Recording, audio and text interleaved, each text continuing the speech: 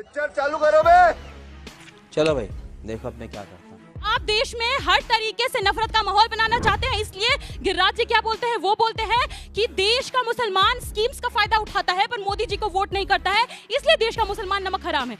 इस हिसाब से उनके आर्ग्यूमेंट को मैं काउंटर करती हूँ, पूछती हूँ जब हमारी भी तो सरकार थी इतने सालों से, तो आप भी हमको वोट नहीं किया, भाजपा में गए, तो हमारी स्कीम का फायदा तो आप भी उठा रहे, तो नमक हराम कौन हुआ आपके आर्ग्यूमेंट के हिसाब से?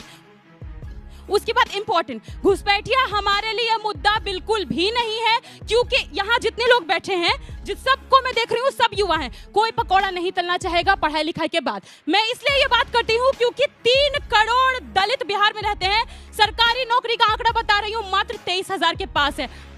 अब हमको नौकरी का मुद्दा चाहिए कि घुसपैठिया का मुद्दा चाहिए, ये देश की आवाम तय करे। आप बताइए, अभी जब मैं यहाँ खड़ी हूँ बिहार में बीबी ट्री 4 के लिए लोग लड़ रहे हैं, सड़कों पे लाठी खा रहे हैं, उनको नौकरी चाहिए कि घुसपैठिया का मुद्दा चाहिए? बिहार में 2,60,000 लोग डोम समुदाय से आते हैं, आपको पता है उनमें डॉक्टर्स कितने हैं? मात्र 19, इंजीनियर मात्र 63। इसी सोच के कारण जब तक ये सोच खत्म नहीं होगी तब तक लोग बराबरी पर नहीं आएंगे। दूसरी बात, अभी जेडीयू के प्रवक्ता यहाँ पर बोल करके गए कि 2 करोड़ घुसपैठिया है, नहीं, फिर वहां आप गलत, क्योंकि खुद एसआईआर में चुनाव आयोग ने अफिडेविट दिया है सुप्रीम कोर्ट को, एक को घुसपैठिया नहीं मिला, फिर खत्म। उसके बाद आपने बोला सैचुरेशन रेट बहुत ज्यादा है, आधार कार्ड बहुत ज्यादा बन गया, फिर वहां गलत, क्योंकि वहां पर मैं आपको बता रही हूँ कि जो आप आंकड़ा जोड़ रहे हैं ना, आप आबादी ले रहे हैं 2011 के सेंसस वाला, आधार कार्ड जोड़ रहे हैं अभी वाला, तब तो फिर गड़बड़ाएगा ही। और आखिरी बात, हम बिहार से हैं, बिहार का सबसे बड़ा मुद्दा है बेरोजगारी, पलायन, गरीबी, भुखमरी, और जब तक इसकी समस्या खत्म नहीं होती है, समय समाप्त हुआ। हमारे देश में इतने दलाल है जी। देखिए, घुसपैठिया बोलकर हम ये किसके ऊपर जवाबदारी डाल रहे हैं? बीएसएफ के ऊपर, देश के होम मिनिस्टर अमित शाह के ऊपर। तो उनका इंसल्ट है कि उनके होते हुए जब बीजेपी के तीनों स्टेट के अंदर उनकी सत्ता है तो घुसपैठिया आए कहां से? कितने घुसपैठिया है? चलिए बताइए मेरे को, कितने घुसपैठियों के ऊपर केस करके वापिस भेज दिया? कितने लोगों के ऊपर केस चालू है? कोई आंकड़ा है आपके पास अंजना जी? मैं पूछना चाहता हूं दर्शकों के पास, कितने घुसपैठिया आए? Good question. कितने हैं? कितनों को भेजा? कोई आंकड़ा नहीं है, बस घुसपैठिया बोलकर ये सिर्फ चुनावी मुद्दे को, मेन जो मुद्दे हैं उनसे भटकाने की पूरी कोशिश की जा रही है भारतीय जनता पार्टी। हाँ, एक घुसपैठिया जरूर आया है बांग्लादेश से, जो दिल्ली के अंदर रह रही है, शेख हसीना, उसको रख रहे हैं हमारे प्रधानमंत्री मोदी जी। उनको कब निकालेंगे अता पता ठिकाना कुछ नहीं है। बिहार का चुनावी मुद्दा होना चाहिए बेरोजगारी, बिहार के अंदर चुनावी मुद्दा होना चाहिए, जो आए दिन एक हफ्ते के अंदर 54 दिनों के अंदर आपने 8 दिन में 54 लोगों का मर्डर हो गया। उसके बारे में क्या बोलेंगे? क्या सरकार की नीति है? क्या कायदा कानून व्यवस्था के ऊपर सवाल नहीं उठाना चाहिए? घुसपैठिया अंजना जी, मैं कल ही आया हूं वहां से, बिहार से पूरी जगह घूम फिर कर पता चल रहा है सीमांचल की आप हालत देखिए, बदहाली की हद हो गई है। हम चाहते हैं सीमांचल को 371 का स्टेटस मिले, स्पेशल स्टेटस नहीं दे रहे। वहां पर आप देखिए कोई इंजीनियरिंग कॉलेज नहीं है। अरे अररिया, कटिहार, उस तरफ आप क्यों नहीं बनाते? को हाईकोर्ट लोगों को जाना पड़ता है पटना के अंदर।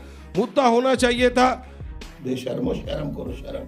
भारतीय जनता पार्टी का शीर्ष नेतृत्व, प्रधानमंत्री नरेंद्र मोदी जी, गृह मंत्री अमित शाह जी कहते हैं, जैसे कहा था कि आर्टिकल 370 एब्रोगेट करेंगे, अब कह रहे हैं कि घुसपैठियों को हटाएंगे। क्या कभी भी आपने पिछले 20 सालों में राहुल गांधी, सोनिया गांधी, तेजस्वी यादव या कोई भी बड़ा नेता ये कहते हुए देखा कि भाई घुसपैठियों को हटाया जाए? अभी तो चुनाव आ रहे, पहले कोई नहीं दिखा। ना राहुल गांधी ने एक बार बोला, ना सोनिया गांधी ने बोला, ना किसी ने बोला, क्योंकि ये घुसपैठियों का संरक्षण करते हो। मैं आपको प्रूफ करना चाहूंगा, सच बोलो। घुसपैठियों का संरक्षण पॉइंट नंबर 1, कांग्रेस पार्टी के गुलाम अहमद मीर कहते हैं घुसपैठियों को सिलेंडर दे दो। कांग्रेस पार्टी के साथ में लालू प्रसाद यादव 2017 में कहते हैं घुसपैठिया जो है शरणार्थी है, उनको सिटीजनशिप दे दो। 2017 में ममता बनर्जी कहती है अरे रोहिंग्या जो है वो आतंकवादी नहीं है, उनको घर में बसाओ। अब ये बॉर्डर की बात करते हैं, 2000 से ज्यादा किलोमीटर बॉर्डर हमने सील करी, 400 किलोमीटर बॉर्डर तब से बंगाल से मारते रह गए, दे दीजिए, नहीं मिलती। ममता बनर्जी ने 1 इंच नहीं दी। तो ऐसा क्यों होता है? विपक्ष का एक भी नेता घुसपैठियों के खिलाफ एक भी स्पीच में नहीं बोलता। अमित शाह जी देश के गृह मंत्री हैं, मुझे लगता है कि पहली बार ऐसा इस देश में हो रहा है कि गृह मंत्री खुद ढोल पीट रहे हैं कि हम इनकॉम्पिटेंट हैं। आंकड़ों से समझिए कैसे इनकॉम्पिटेंट है। 2004 से लेके 2013 के बीच में हमने कितने घुसपैठिए बाहर डिपोर्ट किए?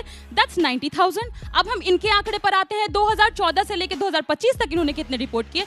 मुश्किल से मुश्किल 15,000 पहुंच रहा है। यही नहीं हुआ, अब क्या किए हैं कि जिस साल से शुरू किए घटाते जा रहे हैं। हमने 2013 में कुल 5,234 घुसपैठियों को डिपोर्ट किया। इनका आंकड़ा सुनिए, 14,989, 2015 474, 2016 308, 2017 51। मतलब कि खुद आप घुसपैठियों को निकाल नहीं रहे हैं तो आपको कौन दायित्व देता है कि आप घुसपैठियों पे बात करें? करिए, लेकिन निकालिए तो सही। दूसरी सबसे इंपॉर्टेंट बात है कि गृह मंत्री जी से तो अपना बिटवा संभल नहीं रहा है, अपना विभाग कैसे संभालेंगे? क्योंकि आईसीसी का मैच तो आप करवा दिए। पाकिस्तान के बारे में आप बोल रहे थे कि पाकिस्तान हर तरीके से आतंकवाद में लिप्त है, तो आपने क्यों उसके साथ मैच कराया? मैच कराने के साथ साथ उनका बेटा अनुराग ठाकुर, शाहिद अफरीदी सब साथ में मैच एंजॉय करते नजर आते हैं। काहे घुसपैठिया बोलते हैं? शर्म आ गई। तो दोस्तों, घुसपैठी मुद्दे को लेकर प्रियंका भारती ने बीजेपी प्रवक्ता प्रदीप भंडारी को सही जवाब दी है। तो चलिए दोस्तों, अब बीजेपी प्रवक्ता को कांग्रेस प्रवक्ता ने क्या जवाब दिए हैं, तो आप लोग पूरी जवाब को पहले सुनिए, फिर जो बोलने का होगा आप लोग बोलना। आज का मुद्दा घुसपैठियों पे है, बिल्कुल सही बात है। बट बिहार की बात की जाए ना, तो बिहार में और भी कई बड़े मुद्दे हैं। आप सब में से कई लोग बिहार के होंगे, दिल्ली में क्यों बैठे हैं? पढ़ाई करने आए हैं ना। स्वास्थ्य व्यवस्थाएं कितनी है बिहार में? कोई बिहार नहीं जाना चाहता पढ़ने के लिए। बिहार में मेडिकल कॉलेजेस की बात की जाए तो एम्स पटना है। बिहार के बाकी जिलों के जो छोटे जिलों के लोग हैं ना, अगर रात को बीमार पड़ जाते हैं ना, तो सिर्फ पटना जाते हैं अपना इलाज कराने के लिए, और उनकी जगहों से कितना दूर है, उनको कितना कष्ट होता है, इसके बारे में कोई बात नहीं करता। कितना गंदा आदमी। देखिए, मुझे लगता है कि 20 साल एक पार्टी ने सरकार चलाई और 11 साल से केंद्र में सरकार है, और उसके बाद भी घुसपैठिया अगर मुद्दा है तो दोनों सरकारें अपने आप को बेनकाब कर रही हैं।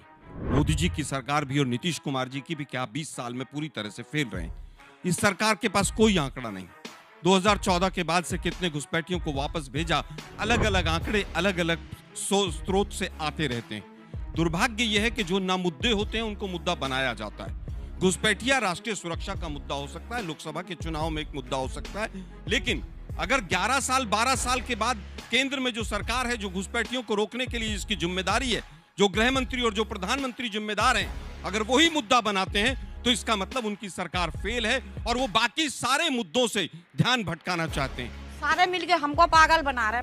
मुद्दा है शिक्षा का, पलायन का, भ्रष्टाचार का, 70 करोड़ के भ्रष्टाचार जो सीएजी ने उजागर किया है, वोट चोरी का, महिला सुरक्षा का। पटना और दिल्ली सबसे ज्यादा असुरक्षित है महिलाओं के लिए।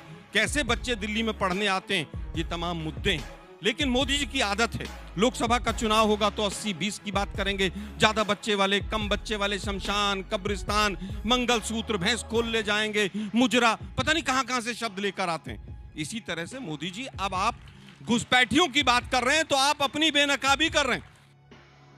मेरे साथ पूर्व वक्ता ने कहा कि 2 करोड़ वहां पर है। आज तक एक ही आकलन हुआ है और उसमें केवल आसाम में हुआ है कि 17 लाख वहां पर बांग्लादेशी पाए गए। जितना भी आप कोई भी आंकड़ा उठाकर देख लीजिए, 2013 के बाद 14 के बाद आपको कोई भी ऑथेंटिक आंकड़ा नहीं मिलेगा। 11 साल 12 साल के बाद आपको डेमोग्राफिक शिफ्ट की बात याद आती है। वेस्ट बंगाल आएगा तो घुसपैठिया मुद्दा, झारखंड आएगा तो मुद्दा, आसाम आएगा तो मुद्दा, दिल्ली आएगा तो मुद्दा। अब बिहार का चुनाव हो तो सारे घुसपैठिए बिहार में चले गए। दिल्ली वाले सब वापस भेज दिए इन्होंने, लाला रामदेव के ट्रक में भर के वापस भेज दिए सारे के सारे। आज तक इनके पास कोई आंकड़ा नहीं है, मुद्दों को भटकाने का केवल आंकड़ा है। ये झूठ है, झूठ है। तो दोस्तों, घुसपैठी मुद्दे को लेकर तो आप लोगों ने आज सबका अलग अलग राय सुना। तो आप सभी को क्या लगता है कि आरजेडी प्रवक्ता प्रियंका भारती ने और कांग्रेस प्रवक्ता ने बीजेपी प्रवक्ता को प्रदीप भंडारी को घुसपैठी मुद्दे पर जो जवाब दिए हैं, तो आप सभी को क्या लगता है कि कांग्रेस प्रवक्ता ने बीजेपी प्रवक्ता प्रदीप भंडारी को सही जवाब दिया है? अगर आप सभी को लगता है कि सही जवाब दिया है तो आप लोग कमेंट करके बताइएगा।